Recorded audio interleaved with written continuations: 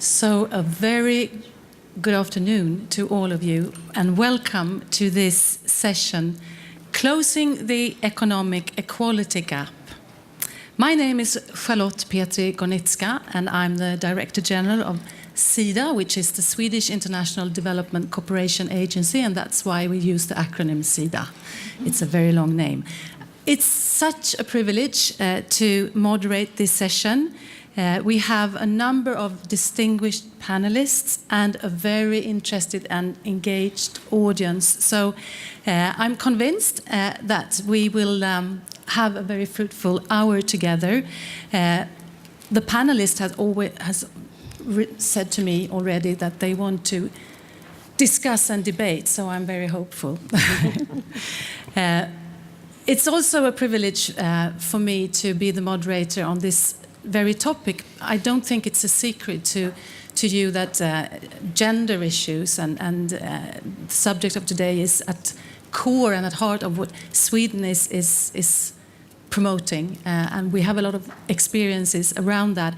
And the development work that we do at SIDA, actually 85% of the interventions or contributions that we bring are in one way or another targeted towards a gender objective or a perspective. So again, I'm very grateful for having this opportunity together with you. I'm going to give you a little bit of an overview of these fantastic panelists before we get them going. First of all, let me turn to you from Sil Mlambunduguka, and I also have a difficult name to pronounce. So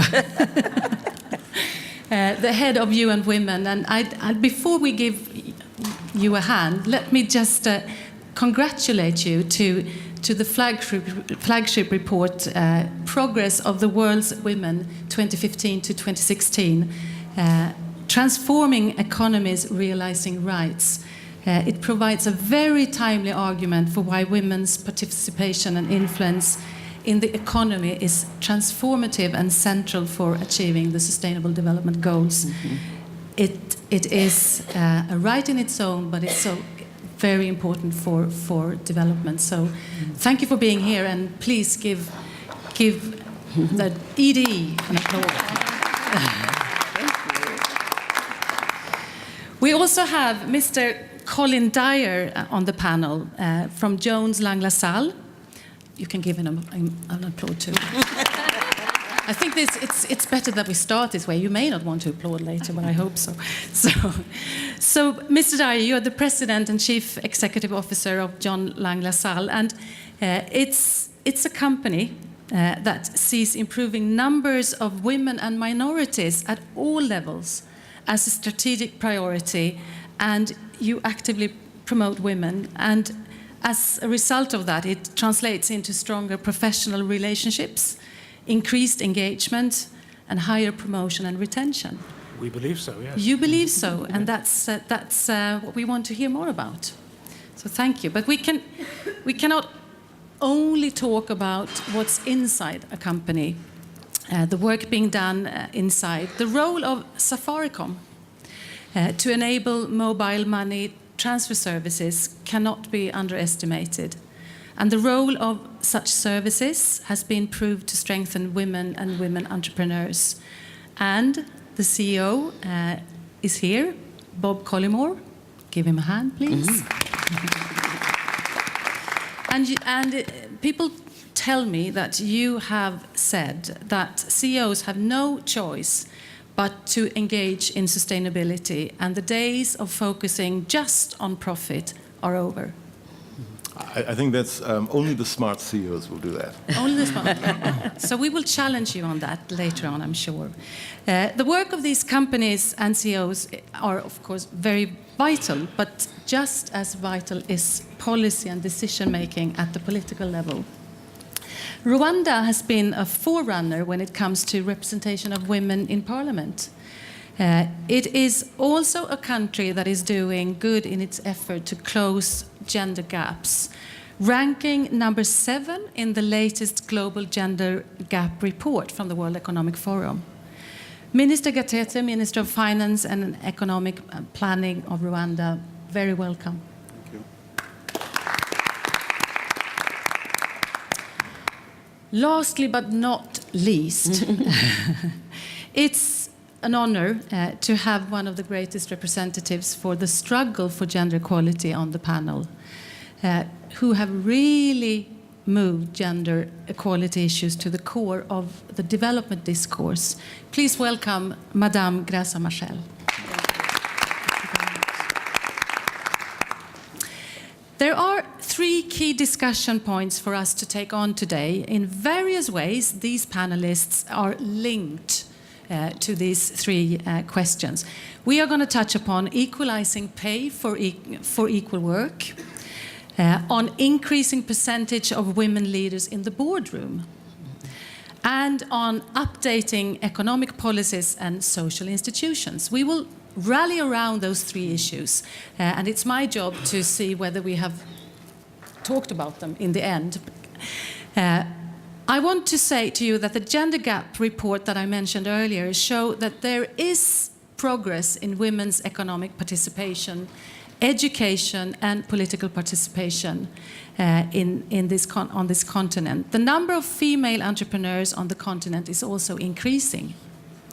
But the fact is that on a global level, women earn 10 to 30% less than working men. Women are only half as likely as men to have full-time wage jobs, and women spend twice as much time as men on unpaid domestic work. And this discussion is about how we can make even further progress in terms of policy and efforts of the private sector.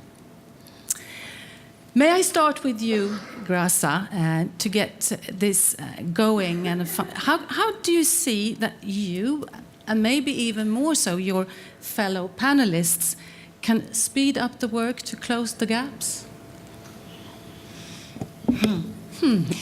Let me begin by being a little bit irreverent and say, I don't think there is much progress in economic advancement of women.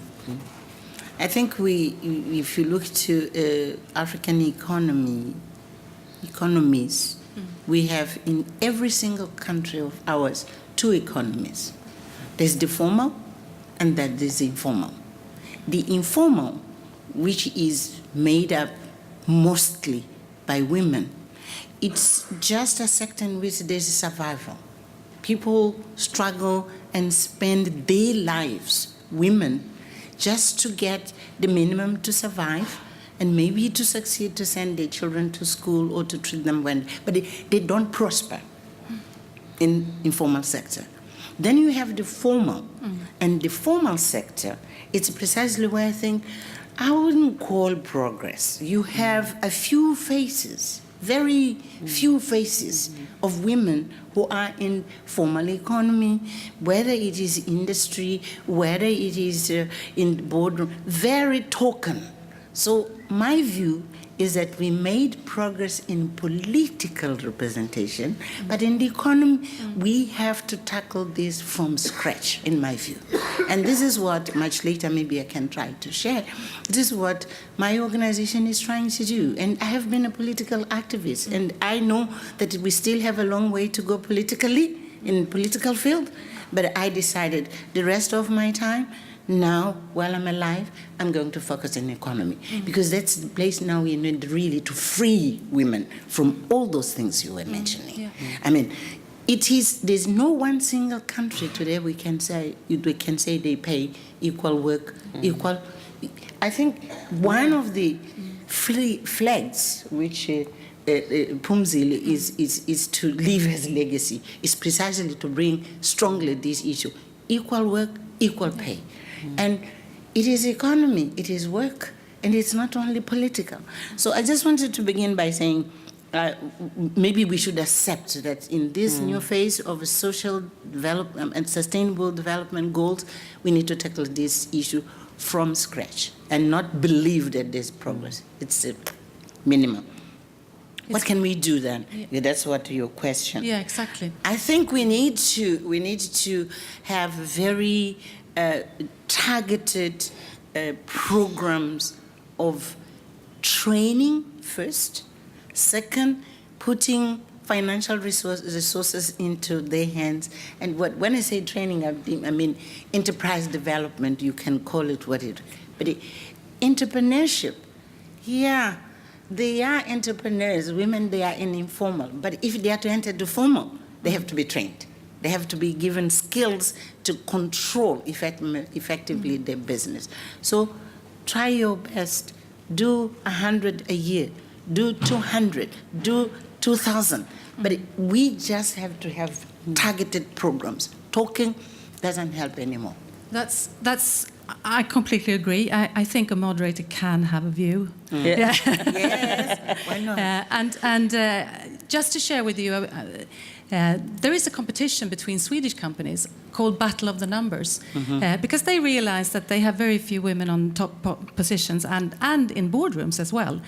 But they see it as they just need to be more competitive in enabling women to be part of the workforce. So it's a business case for the company. So they actually challenge each other, and one of the companies won. And I'm not gonna talk about that, obviously.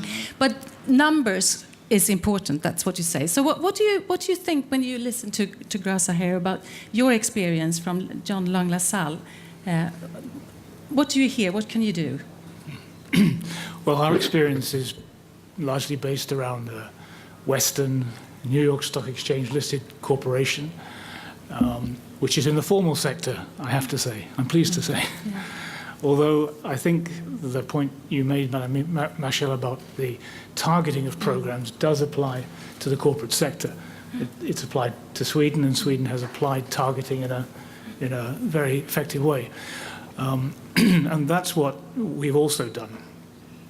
Because within US-listed companies, unlike, I believe, Sweden, there is no obligation to have a certain proportion, for example, of women in the boardroom.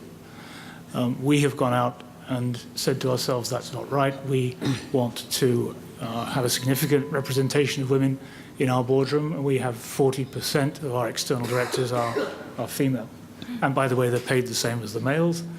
And I'll come back to that a little later on, because it may sound flippant, but there's an important point there. So that's at the boardroom level.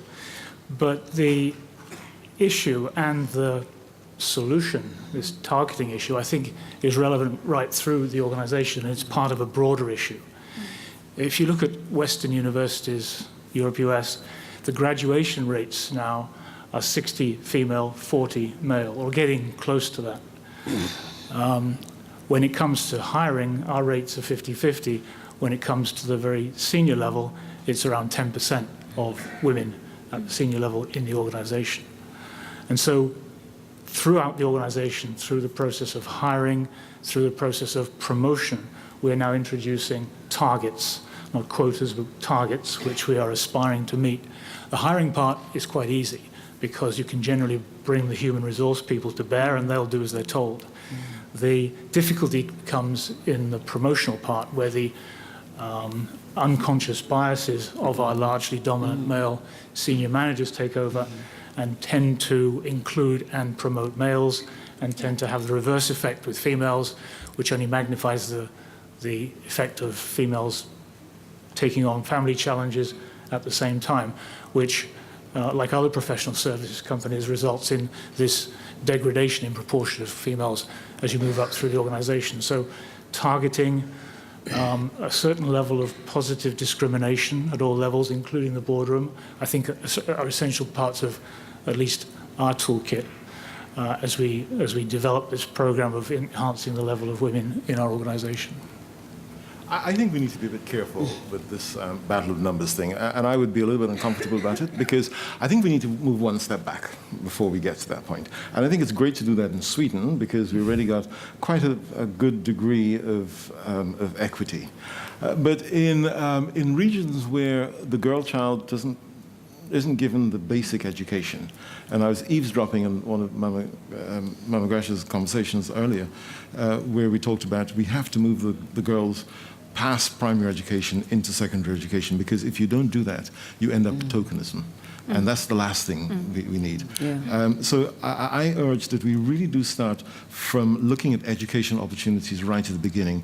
And by way of example, and I have one of my colleagues here who happens to be my number 2 in the company, and she will tell you that one of the big problems I've had, the other challenge I'd have is, you talked about male bias. The same bias actually applies to women when they hit leadership.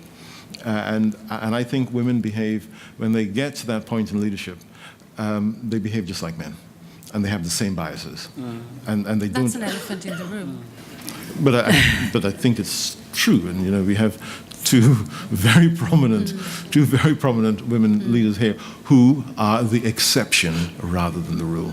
I've seen so many women, when they hit the C-suite, or they become the CEO, or, you know, whatever the leadership role is, they just behave and they have the same blind spot. So just quickly, by way of examples, you know, I went to my technical director and said, why is it that you only have 17% women in your team? And the response was that, well, the technical colleges aren't producing women. And I said, well, why are you telling me your problems? You need to go and fix the problem. And so what he did is that he actually went to the women in his team and said, well, you fix the problem. And so now if you come to our offices on Saturday morning, you find lots of little 7-year-old girls who are getting into science experiments, and learning about maths and learning about all these things, because that's where the investment is. Whether those children become employees of Safaricom at a later stage, it doesn't really matter. You have to build a capacity from the ground upwards, and then we can start to have the battle of the numbers. And I think research also shows that if a woman is on her own, nothing is going to change, and maybe that behavior which you describe is occurring. You know, if you give opportunity, then you should try to bring, you know, 2 or 3 or 4 women into a new situation, so that they can add something that might be different than just copy the models that are out there. Fumsil, when you listen to this, what do you want to see happen more than you see? Yeah, well, first, I think I want to emphasize that actually the report is not very complimentary.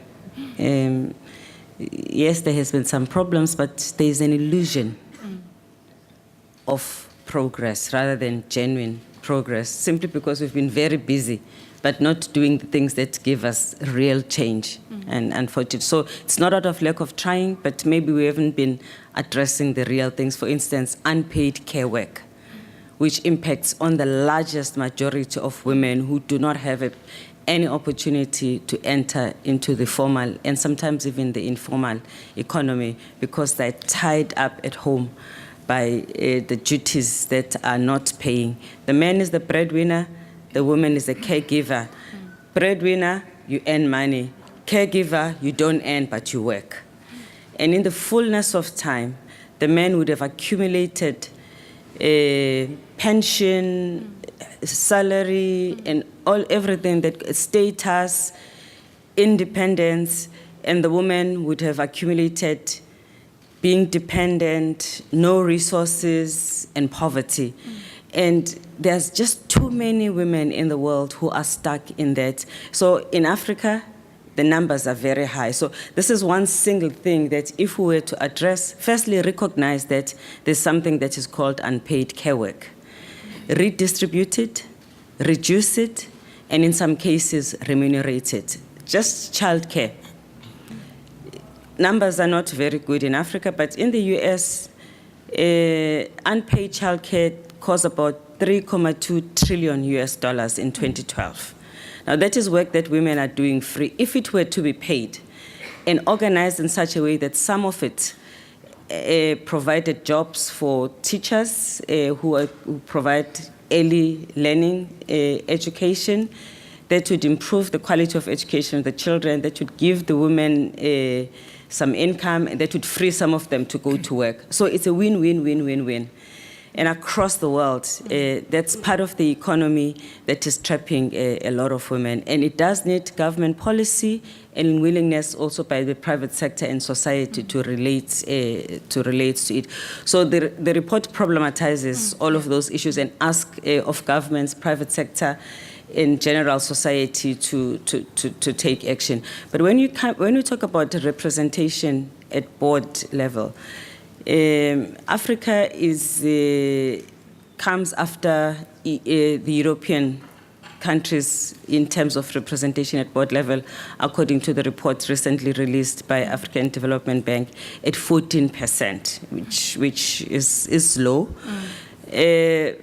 But I think we need to say we need to be increasing the representation of women as well as the quality of the representation of women. And quality means that women who are also willing to bring about changes as they get into that, because it's not enough to increase the numbers. We also have to increase the responsibility of the people who get into these positions, as well as give responsibility to men who for a bit of time are still going to dominate. It is a luxury for us not to expect, require, and find mechanism to make men utilize the positions that they have to create the changes. So it cannot be women alone, because they are too few, and it's going to take us a bit of time for us then to increase. But the emphasis on what do you do once you get there is just as critical. So we have been talking about targeting, but not as a token. The need to go from talk to action and targeting can be helpful, but use it carefully so that you don't neglect what has to be done in earlier stages. I think that's very important. And we also see that, I think it's relevant, as you say, all over the world, that to get women to get equal pay, you have to have more women to work more and more men to work at home more. And that is not for this. Yeah, absolutely. And it has nothing to do with one continent on the world. It's a global phenomena. Rwanda, you have been very successful in many ways, and I think you are leading on female representation on the parliament, aren't you? I think you are. At least you're better than Sweden, and you would. So I'm not going to pretend that we won that game anyway. But I think it's interesting to hear from your minister. How can you assure, or what can you do to continue this work and maybe increase the number of females or women in boardrooms and other parts of society? How can you do that in Rwanda? Yeah, thank you very much. I think really the solution is not only the numbers. There is a whole lot of issues that we need to address, and that's why for us we opted for I would say, not only a policy framework, but also legal and institutional framework to be able to address this. After the genocide, when the whole population was 54% female, and we needed to develop, there's no way we could develop with a number that is less than 50%, which is men only developing the economy. So the president came up with a statement saying, gender equality is not just women's business, it's everybody's business. Gender equality and women's empowerment are critical to sustainable socio-economic development. So when he made that statement, then it was followed up by action. It means that we have to identify the issues that have caused the women to lag behind. And those issues, then you have to do something about. We started by saying, if we believe in it, in equality, then we should put it in a constitution. And that was voted by ordinary people. It's in the constitution. And that's why we also have 30% minimum in decision-making organs of the government, to set as an example. Then secondly, we looked at all the other issues. Inheritance, it was only the men that were almost taking all. So we had to change the law and making sure that there is equality in terms of inheritance. We did the same for access and ownership of land. And that law was also changed for equal land ownership. Actually, currently, when we did it, it really results because we are in the process of land registration. And currently, the land that is owned by women only is 28%. For men only, it's 18%. For joint ownership, it's 54%. And the rest 2% is by the government. So at least that one has really results, because now they can use it as a collateral for accessing the bank. At the same time, there is also equal pay in the labor code. It's now legal. And also the gender responsive budgeting, there is also a law on that. It is in organic budget law. So that means when I'm preparing, because I should not have an option of really believing in it or not believing in it. It says if I'm preparing my budget and I make sure I coordinate all the other institutions as the Minister of Finance, I have to think of, if I present it to cabinet, what the president is going to say. And then if I take it to parliament from cabinet, I know that the head of the economic committee is a woman, the head of the social committee is a woman, the head of budget is a woman, the deputy speaker is a woman, the speaker is a woman, and it is a house of 64% women. Now, how can I get through with that if it is not gender responsive budget? So I should not be given an option because the law says this. That means that once you put it in the law, it binds all of us, which is very important. Then number two, we must have institutional framework. We must have a ministry, a gender monitoring office. We must have the women, you have what you call the Women Council all over the country, and you have also the Forum for the Women Parliamentarians. They work together and making sure that what we are doing is correct. But one thing that we are working on now is making sure that it's not just the numbers. Do we have the indicators in the economy, in the social, so that something similar to the ease of doing business by the World Bank, of saying we have a checklist so that we can measure ourselves against certain standards. Where are we? What's the baseline? And how can we measure ourselves every year against those baselines? For example, the women who are accessing loans from the banking system, currently for us is 40%. When we saw that they were far below, we had to introduce a facility for guarantee because they don't have the collateral, so that we can now provide 75% of the guarantee for the women. And that is increasing their own access to finance. And then you look at all the other areas. But what we're working on now is make sure that we have the numbers. The central bank has instructed all the banks to desegregate every data by gender so that we can easily measure. And the others are also doing the same. The National Institute of Statistics is also trying to desegregate the numbers so that we can know where do we stand, what's our target, how do we reach there, what kind of policies do we need to change so that we can reach where we want to reach. And this would inform the government in terms of policies. Because otherwise we'll be talking about numbers, but numbers is not just the overall solution. We need to make sure that we are serious and we guide the entire narrowing of the gender gap until it is gone. We've done it in schools. We know that in the primary school there are more girls than boys. In the secondary school there are still more boys than girls, but in terms of completion there are more girls than boys. And then we continue, and that's how we take decisions, but we need numbers. This is very crucial. Can I ask, Minister? Yeah, please. In practice, have you had resistance, and what sort of resistance, and from whom, to this process? Yeah, definitely we've had, there's no gentleman who is a CEO who would want to have anything less than that, especially because initially the women in Rwanda were so behind that even some time back, opening an account, you need the approval of your husband or your uncle or someone who is a close relative, who is a man. So that's how far we are. So we had to do something about it. And even to test that, we are saying the whole basis is family development. And for a family, there was an experiment that was done where you are giving money to women and men. And on average, you find that 94% of the money by a woman was spent in the family. But of course, when you give money to a man, I think the bar is the first place that you go to. And 54%, I think, if I remember very well, was the money that was spent in the house. So you can imagine in terms of social development of a household, yes, which is a unit for economic development. Mm-hmm. If you empower women, then you are supporting the entire family unit. Yeah. You see, I mean, I don't think that it's actually particularly smart. I just think to do the other thing is particularly stupid, because it's not an accident that Rwanda has the kind of growth rate that it has. It's not an accident that certainly my company is as successful as it has, because I have 50% of women, not quite so satisfactory at the senior level, where I think it's about 40% or 36%. But the result of that is we make much better decisions.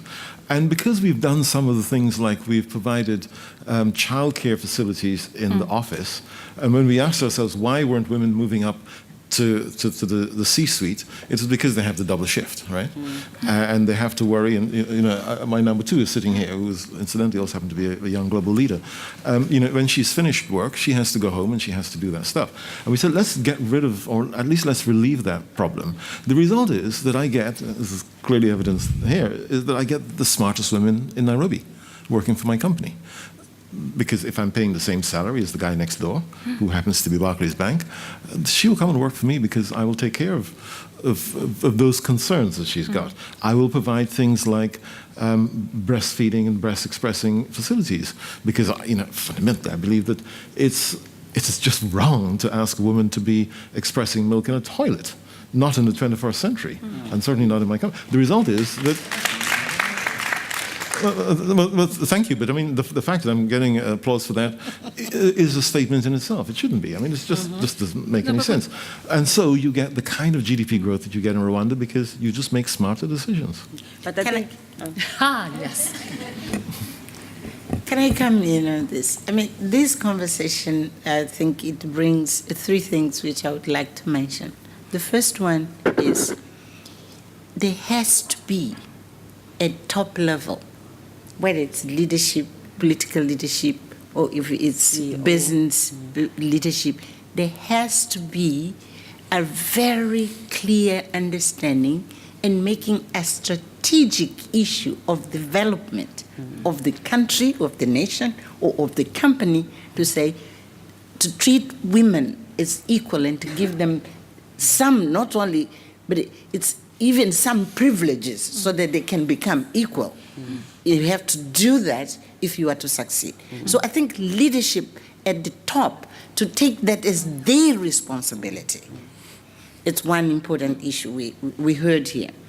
The second thing which I wanted also to mention is we haven't yet, in a comprehensive way, identified what are the issues we have to deal with and to respond and to change if we are to talk of equality. Because we're saying equality. And Pumzile just mentioned one. Yeah. When did we begin to talk of unpaid care work and to understand that it's a fundamental element of equality? No, we have been concentrating on workplace, and even in workplaces, it's what we know. I think we need to identify this to bring all the issues at the center equally. The third thing I want also to say is that when we say targeting, we need to have very clear indicators. Let me tell you, in our experience is that you don't find in African countries, and sometimes even in UN family, information which is accurate, and let alone information which is gender disaggregated. We don't have the information. So when I said at the beginning that I don't think we are making progress, I don't think even we have the understanding of all the dimensions of what it means if we are to bring women into equality, particularly in economic terms. So I think one of the huge challenges we have in this SDG era in which we are, let's characterize properly the problem. This is one. The second, I didn't begin by saying this, but I think it was very important that the CEO of Safaricom did raise, is that when we say women, actually we have to understand we have different kinds of women. Not all women are homogeneous. There's no homogeneity. In age, what we have to do with a girl child, it's not necessarily what we are going to do with adolescent. It's not what necessarily we have to do with the young, and of course with adult, and then with old. But our strategies in many cases, they focus in a certain age group. Even myself, I started by those who are already adults here, and I say we need to train them so that they can. You see what I mean? But a very comprehensive understanding of a lifespan of a human being who is a woman, who is a female, and to say, how do we begin to build equality? Because we're discussing equality. How do we begin to build equality? It requires a complete mind shift of what we are doing. I think it's complete. Because even in what we agree, like education, we know everyone has the same right to education. And you can say in numbers we have made. Until now, the biggest challenge of a child in school rests on the shoulders of a girl, even when she's in school, let alone when she doesn't even get her sex education. But the point I wanted to make is that I think we really do have to go to the drawing board and make it clear for us all the dimensions which we have to take into account if we are to move with the roots. For equality. Exactly, for equality. And not only take pieces of each. Yeah. We have So to think about that in an African context as Yeah. well. I mean, whenever I talk about water, water is health and hygiene and stuff, but it's a gender issue. It's an Of course equality it issue. is. Because, as I'm driving back from Kakamega or somewhere, and I can see streams of girls carrying water in their heads, if they're really unlucky, they'll probably get raped on the way back. And so we have to address all of those issues. That's And- why I'm saying we have to put them in so that we have all the dimensions very clear and we Yeah. know in what we have to deal with. And it's it's absolutely It huge. is absolutely. And it touches every single aspect of our life. And that's why, for instance, when we are thinking about development in different sectors, we put a gender perspective. So what's different if we are trying to think about gender equality when we build a road or when it's water? It's difficult, but it's an attempt, and it's a game changer if you have that perspective. So, Minister wanted to just replicate and then put it. I just wanted to support what Gracia is saying. Really, very, very important is that somehow we need to put everything there, understand what are the challenges. You can list them. Some of them have an answer in a law. Others have an answer that is maybe qualitative things that you need to do. Like, for example, when you put the law on gender-based violence, then we knew that we had to for us, we have what we call a Sanje. It's a one-stop center. And we make sure that it's on every district. We are developing it as kind of model, which was solving certain problems involving so many institutions. But also some of them are qualitative, and some of them are unique for a country. So we have to find common issues that really you can find in almost most countries, and those are the ones which are saying, what are the indicators, whether qualitative or quantitative? And then the others that are unique for each country, which it can deal with. So that every year we can always, the reason for ranking is because we can learn from each other. One country may have succeeded in one area, and then you go there and see how they did it. That's the only way we can keep continuously improving. But now, whenever you go to many workshops or conferences, then you hear the numbers. The numbers are not, they are good.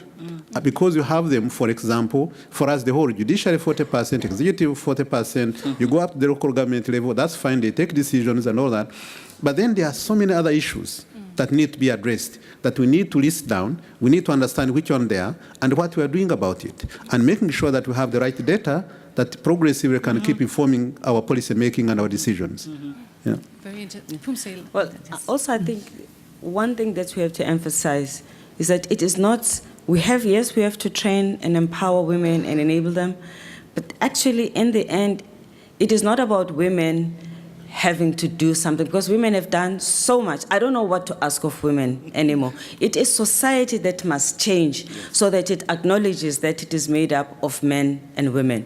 The fact that there are countries, and in many countries, having a child is a burden because you lose part of your income, you lose part of your promotion at work. It's almost like women get punished for giving birth to the next generation. Society has not worked out what to do with someone who gives birth. You cannot tell me that men get to be paid more just because they don't give birth, therefore they work harder. We know of people who come to work every day and are underperformers.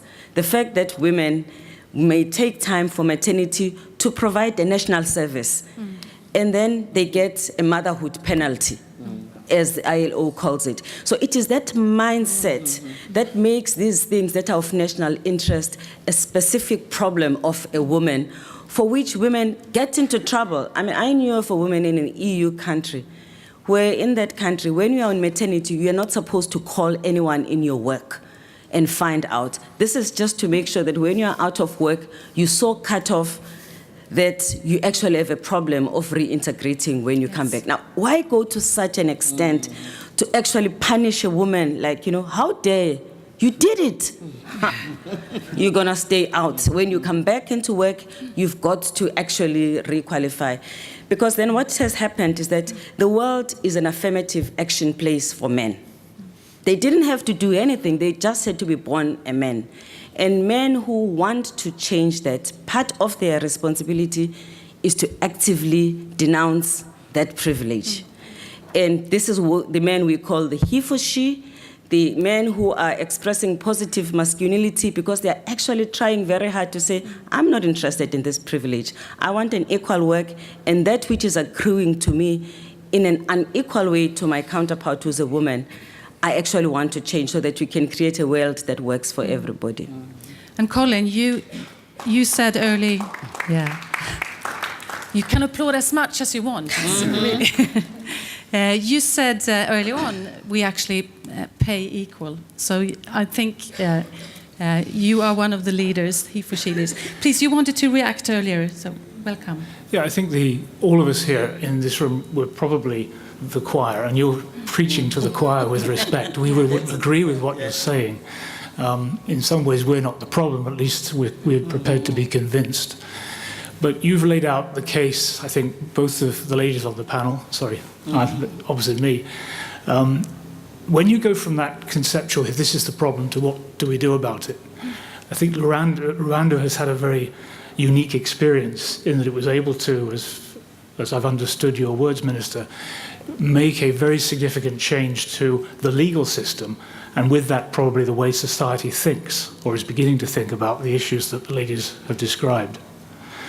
When you come down to what we do running corporations, we're at the sharp edge, if you like, in the formal and Western economy in my case, and in the African economy in your case.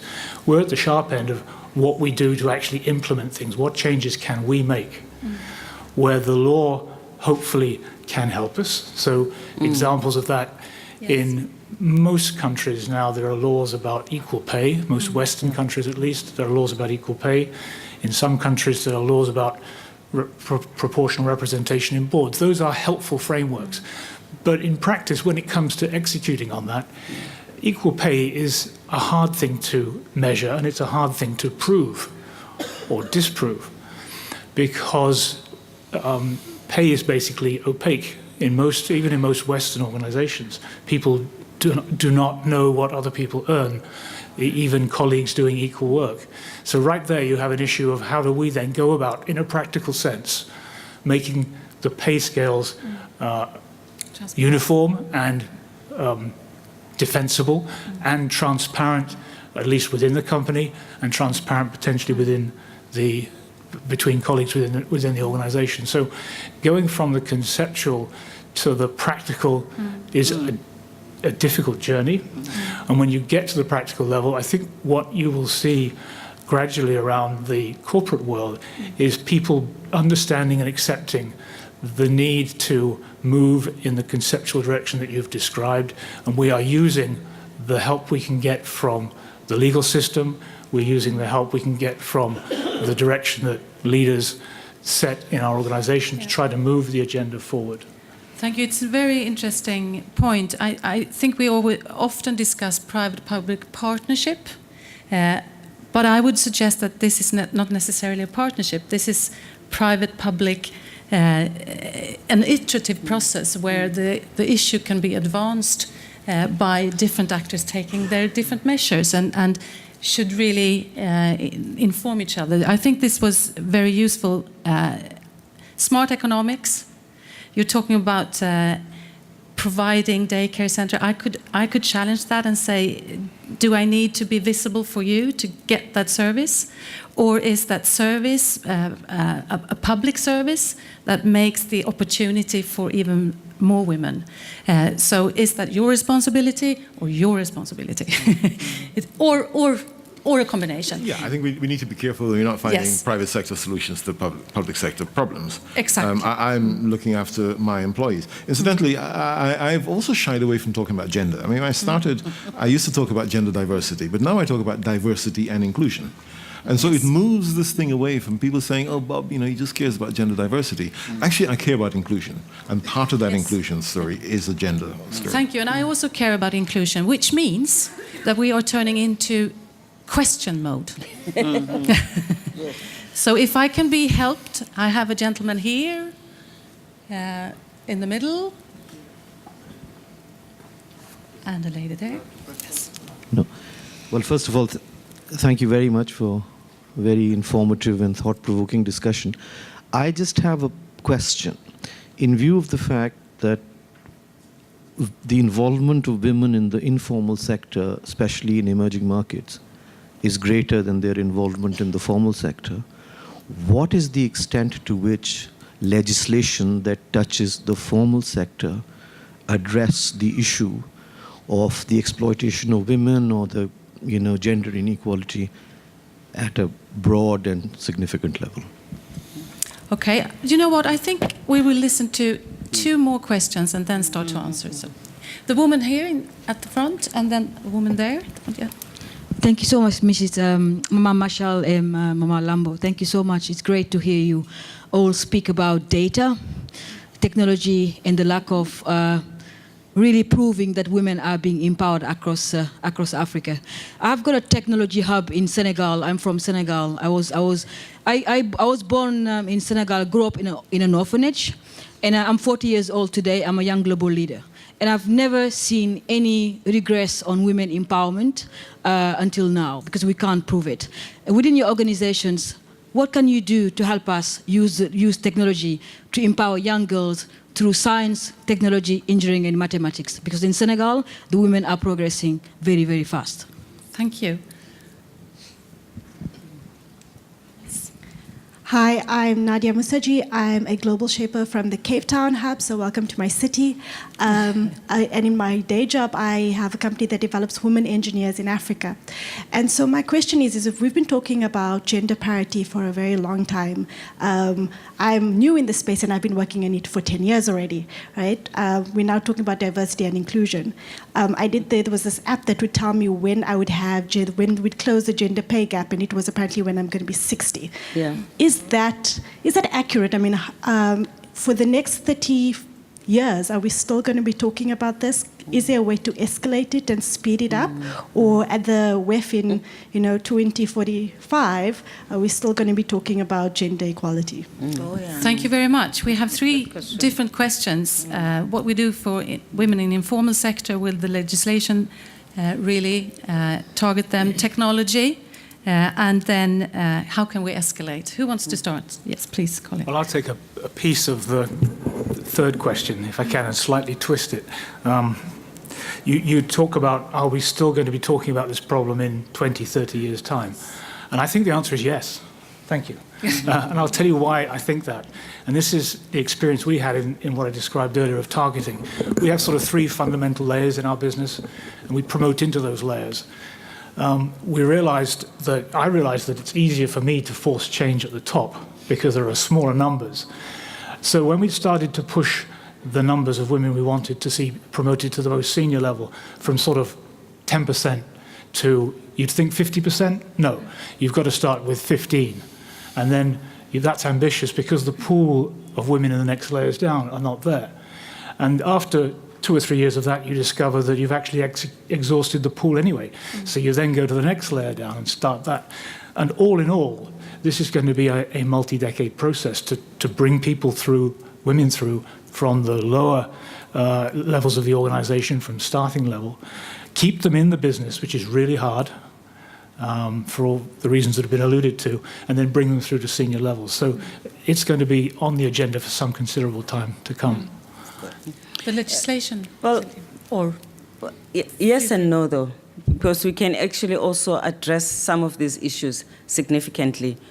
It's the same thing when you talk slavery or racism. We still have residues of slavery, residues of racism, but you cannot be racist with impunity in most parts of the world. You cannot enslave people with impunity. With gender and with the discrimination of women, you can just do it and get away with it most of the time. The fact that we've got unequal pay, I don't believe that a CEO of a company cannot go into the treasury of their company and get information and look at how much people are paid, look at their qualifications, look at their CVs. Of course you can, but it's not systematically gathered and it's not systematically recorded. I still That's the don't starting believe it. point. I don't so want that to, you can change, I don't deny that, but that's the starting point. Yeah, but 60 years?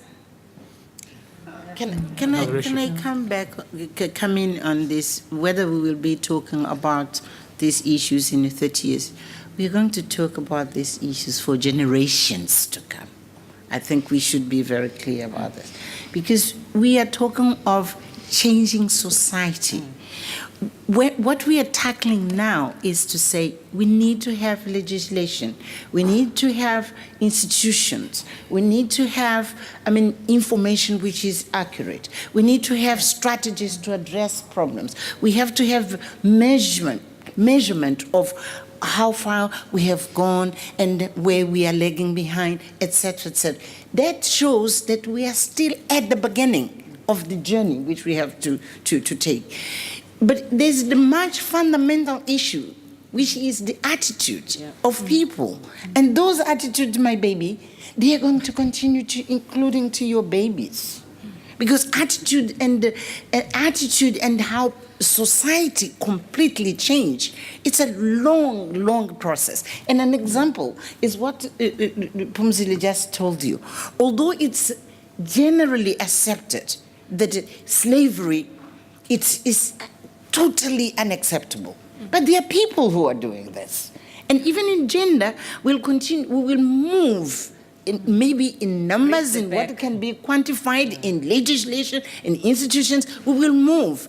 But equality, it's something which brings the quality of attitude we have to accept and value. Yeah, well, to value a man and a woman as human beings with the same kind of human dignity. And that is a long journey. Yeah. It's a long journey. So we'll continue to talk about those things. So I think I hear both, that we can speed up some things, but we will still have to continue to work on attitudes. Because, yes. But your questions are too good, because the panel becomes so passionate that I can't give them. So you can come in, and then I will ask for 2 more questions and very brief answers. Mm-hmm. No, I just wanted to say that the issue we are discussing is not a simple issue. It's a human rights issue. Mm-hmm. And when it comes to a human rights issue, as long as it is there, we'll keep talking about it. Yeah. There is no way we can stop talking about it until it is addressed. Mm-hmm. I think the point that was being raised, which I think is very important, is how fast can we address as many issues as possible concerning the gender gap? And that's what we should be doing, but we cannot stop talking about it until it's done. Yeah. It's very good. Just very briefly, I share Pumzile's outrage, and we're all outraged by the thought it might be 30 years, but in the same way as corruption fights back, misogyny also fights back. In Kenya, we're now hearing people say, well, what about the boy child? And I think, well, what about the bloody boy child? But, to also answer Marianne's question, I think technology gives a degree of transparency, and that will help. And so access and access. And so whilst you might not be able to go into Treasury and look, the girl or the woman will be able to actually go online and she can find what her worth is, because she can see what pay parity is. And so technology is going to start to address that. I don't think that somebody answered the question on legislation. Informal sector. Yeah. Yes. Yeah. We don't. In the legislation, yes, can help to address the informal sector. Again, not solve the problems completely. 75% of women who work outside the home work in the informal sector. The work is unprotected, it has no minimum wage, it has no social benefits and so on. So you can target some of the sectors in which the women are a majority and regulate it better. The point in case is domestic workers. It's happened here in South Africa. There was a lot of outrage, but in the end now, domestic workers have a better quality of life because it's a regulated work, it's got minimum wage, and if you are a domestic worker, you are not fired because you've gone on maternity. In most of the world, it is not like that. Despite the fact that there is a convention protecting domestic workers, only 38 countries have ratified that convention. Now, governments here are choosing not to protect women in an informal sector in order to make it work better for women. So agriculture, there's something we can do. We could do something about land titles as they've done in Rwanda. So yes, legislation can improve and enhance the quality quality of jobs in the informal sector. Thank you very much. Very clear. We have time for 2 very brief questions with brief responses. And I will take, yeah. Yes, thank you very much. I'm from Namibia, and I would like to thank all the panelists. I want to say that Namibia's experience has been similar to Rwanda's. We have had exclusion of women that has been very crude and very every day in every aspect of life. Women were actually considered minors. You needed the permission of your husband or your male relative to enter into contract, any kind of contract, to open a bank account, to take a loan, to go to court, you know, to do anything. And we took that legislative approach that Rwanda did. And there was a lot of resistance. I remember that in Parliament, the debates were very hot. People took the Bible there. It's not Christianity does not allow that. Even God is the Father and all of this. And the president really had to intervene and say, we have a 2/3 majority in Parliament, and enough with the debate. SWAPO members are now going to vote. This bill is now going to be enacted, and it was passed. We put it in the Constitution. We had a married person's equality and so forth and so forth. I just wanted to say that the issue of inclusion is not only an issue of human right. I agree that it's an issue of human right, and we need to talk about it to the extent that we talk about other human rights issues. But we need also to acknowledge that it's about sustainable development, and that is very, very important. Pose your question? Oh, sorry. Not a question, maybe just that one comment. It's about also sustainable development. There is something in for everybody. People shouldn't think that they are doing a favor to women by including them. They are doing themselves a favor, and I think that's the greatest motivation. Thank you. Thank you very much. Thank you very much. Thank you very much. Hello, my name is Bridget Khadebe. I just wanted to ask a question. I'm happy we've got 2 women leaders that I personally know. Our former deputy president, and I worked very closely with her when she was the Minister of Mines.